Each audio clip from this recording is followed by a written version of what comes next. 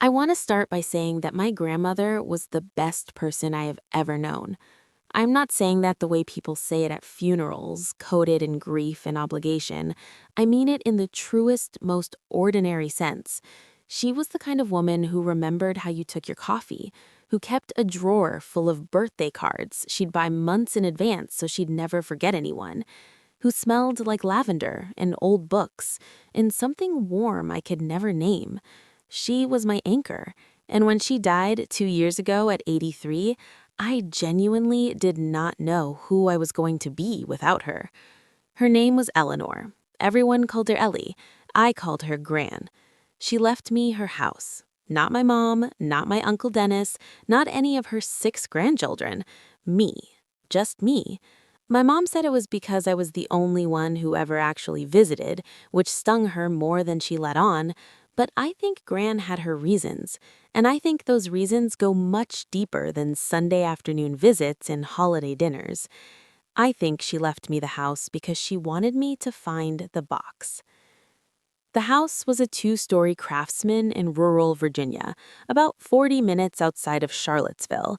It sat on 3 acres of land that were mostly overgrown by the time I inherited it, with a creek in the back that I used to play in as a kid. The kind of house that breathes. You know what I mean. Old houses have sounds, smells, personalities. Gran's house felt like her. Walking through it after she was gone was like walking through a version of her that could no longer talk back. I didn't plan to move in immediately. I had an apartment in DC and a job doing content editing for a mid-size media company, and I figured I'd take a few weekends to sort through her belongings, decide what to keep, what to donate, and eventually list the property. That was the plan. The plan lasted about 2 weekends before I started sleeping there more nights than not. Something about it pulled me. Or maybe I was just running from DC, from the breakup I hadn't fully processed, from the version of myself I was becoming in that city. Either way, by November, Gran had passed in August, I had unofficially moved in.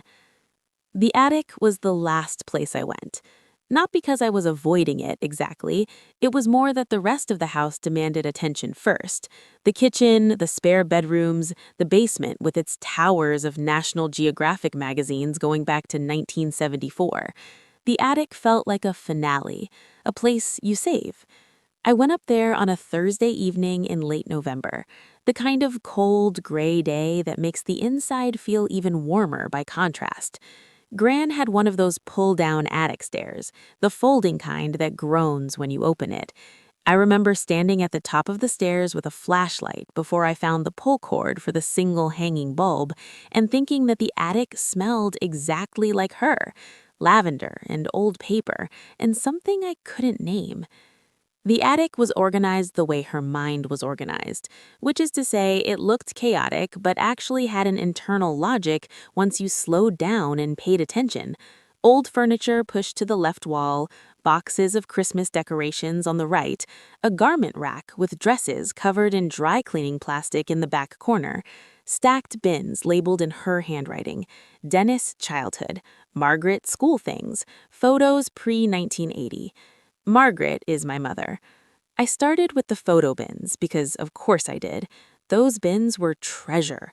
Gran had thousands of photographs, mostly loose, some in crumbling albums. I sat cross-legged on the dusty floor for over an hour just going through them. Gran in her 20s, impossibly beautiful, with cheekbones that could cut glass. My grandfather, Robert, who died before I was born, looking awkward and proud in a series of photos that I assumed were from their early marriage. And then I found the box. It wasn't hidden in any dramatic sense. It was just pushed to the very back of the attic, behind the garment rack, inside a larger plastic storage bin that was labeled, and this is the part that should have warned me, Eleanor Personal. Not Grandma Personal, not family things. Eleanor. Her own name in her own handwriting, as if she were labeling it for someone else, as if she were labeling it for me. Inside the bin were 3 things: a small wooden jewelry box I recognized and had always admired, a manila envelope, and a shoebox tied shut with kitchen twine, the cardboard gone soft with age. I opened the jewelry box first because it felt safest. Inside were pieces I'd never seen her wear: a delicate gold ring with a small emerald chip, a pair of pearl drop earrings, a thin bracelet with a single charm that looked like a boat. Lovely things, things that didn't feel like Gran, or at least not the Gran I knew. I set the jewelry box aside and opened the manila envelope. Inside were two documents. The first was a birth certificate. The second was an adoption certificate. Both were for my mother. I need to stop here and give you a moment to catch up, because it took me about 45 minutes to catch up. My mother, Margaret Ellen Hartley, nee Stratton, was adopted. She was born in Richmond, Virginia, on March 3, 1957, to a woman named Catherine Louise Beaumont, age 19. The adoption was finalized 6 weeks later through a private agency. The adoptive parents listed were Robert James Stratton and Eleanor May Stratton, Gran and Grandpa Robert. My mother did not know she was adopted. I would stake my life on this. I know my mother. She cannot keep a secret. She cries at insurance commercials. She once accidentally told me what my Christmas present was going to be in October because she was too excited to hold it in. She has, on multiple occasions, accidentally revealed surprise parties. My mother cannot hold a secret, and if she knew something this large, it would have come out. Some quiet, tearful night, some wine-softened confession, it would have come out. She didn't know. I sat with the documents in my lap for a long time. Then I put them back in the envelope and opened the shoebox. The letters were bundled in groups with rubber bands that had gone brittle and snapped when I touched them. There were maybe 60 or 70 letters in total, all handwritten, all addressed to Gran. The original address, on the earliest ones, postmarked 1957, was a street in Richmond I didn't recognize. Later ones came from an address in Savannah, Georgia. The last few, postmarked between 1989 and 1993, came from a town in South Carolina. They were all from Catherine Beaumont, the woman who had given birth to my mother. I didn't read all of them that night. I maybe read about a third of them, enough to understand the shape of the story, and then I had to stop because my hands were shaking and I'd been crying for so long that I'd given myself a headache. Here is what I learned from those letters. Catherine Beaumont was 19 years old when she got pregnant. The father was a man her family didn't approve of. The letters never say why, just reference the situation with Thomas in a way that implies Gran already knew the backstory. Her family pressured her to give the baby up. She did because she felt she had no choice. But she and Gran had apparently met through the adoption agency in some capacity, and they had formed a connection, an unlikely, tender, secret friendship that lasted decades. Gran never told Grandpa Robert, or if she did, he took it to his grave too. The letters are full of Catherine's careful, aching updates: how she finished her nursing degree, how she eventually married a man named Philip Beaumont and had 2 more children, how she thought about Margaret every single day, how she was grateful that Gran sent updates, little things, nothing identifying, just notes tucked into Christmas cards that told her Margaret was well, was happy, was loved. There is one letter dated 1974, my mother would have been 17, where Catherine writes about seeing a girl at a shopping mall in Charlottesville that she had to sit down on a bench and collect herself. She writes, "I don't wish things were different. I made a choice and I know it was the right one. I just wish I could tell her she is so deeply loved by someone she has never met." I am not ashamed to tell you that I completely fell apart reading that. The last letter is dated 1993. Catherine was in her mid-50s by then. She wrote to tell Gran that she had been diagnosed with ovarian cancer, that her prognosis wasn't terrible but wasn't great, and that she had been doing a lot of thinking. She asked, gently, carefully, with so many qualifiers, whether Gran had ever considered telling Margaret. She wrote, "I don't want to disrupt anything, I never have, but I find myself wishing, more than I ever have before, that she knew she had more people who loved her." There is no response from Gran in the box, no copies of letters sent back, just the silence on Gran's side, which told its own story. And then the letters stop. I didn't sleep that night. I lay in Gran's bed. I had been sleeping in her room, which probably sounds strange but felt like the most natural thing in the world. And I stared at the ceiling and tried to understand what I was supposed to do with this. Because here's the thing no one tells you about discovering a family secret.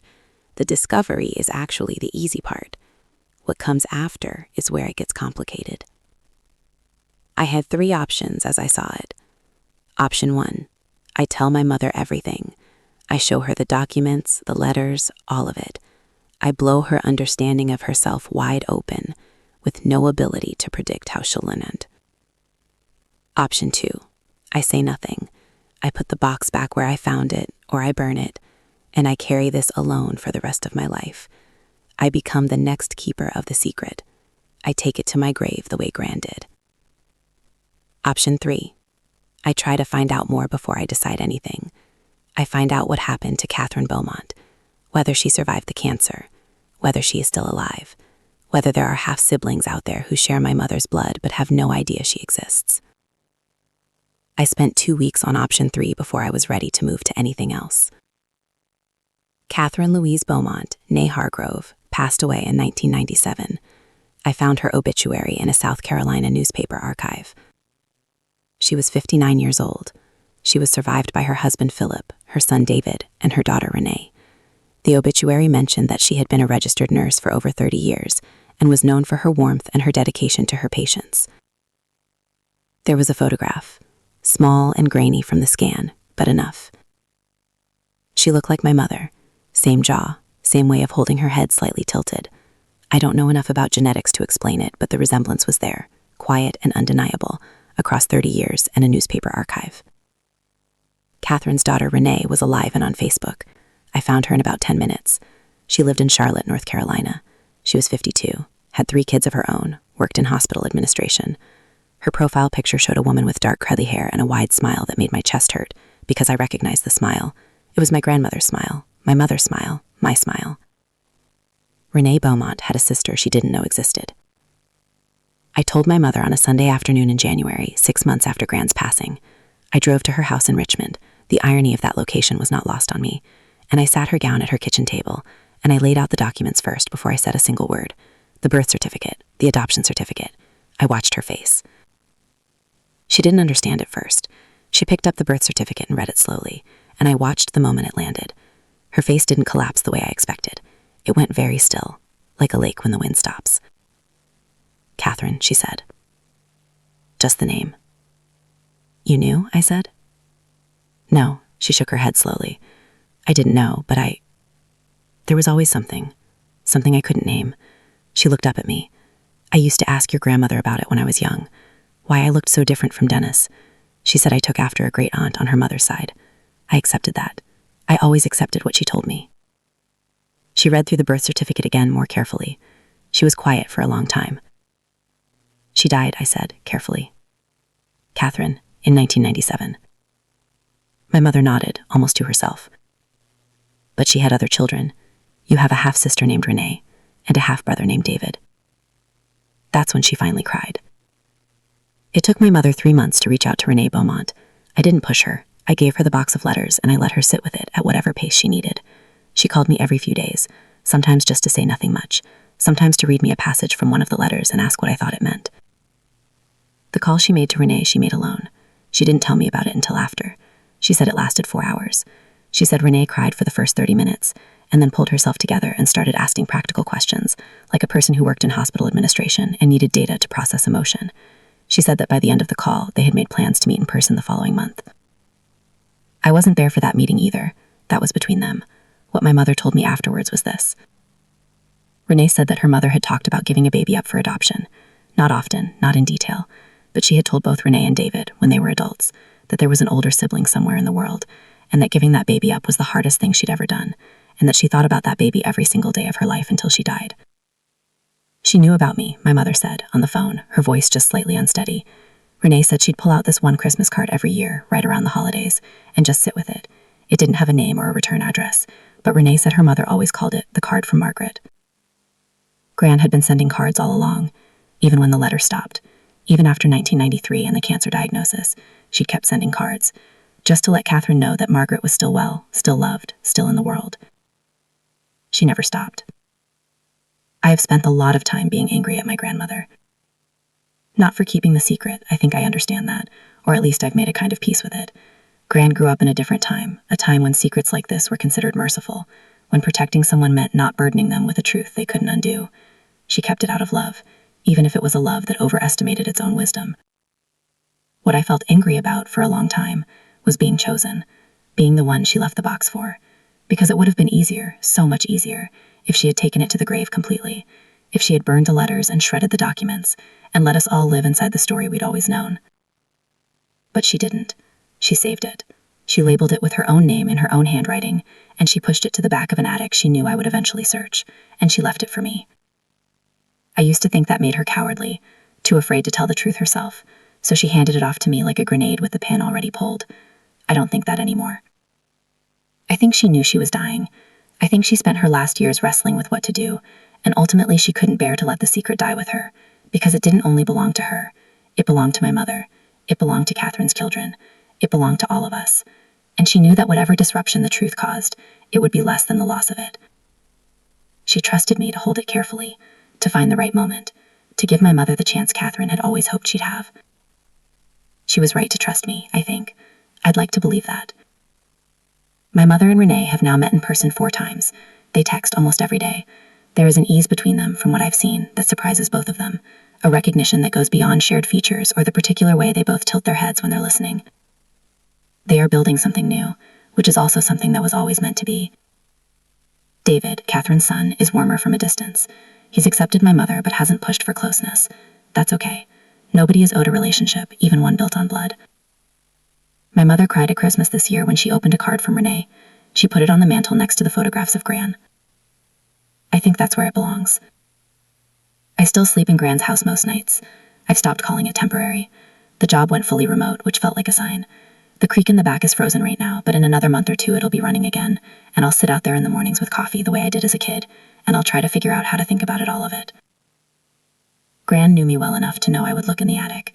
She knew me well enough to know I'd hold it together long enough to give my mother the letters gently. She knew me well enough to trust me with the hardest, most human kind of love, the kind that tells the truth even when it's late, even when it costs something.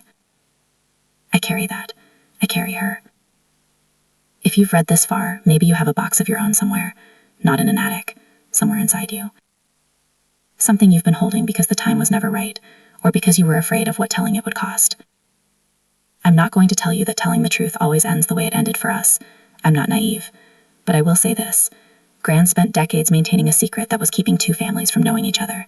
And in the end, even she couldn't let it die without giving it a chance at something better. She left a box. And I opened it. Dedicated to every grandmother who loved more deeply than she ever said out loud.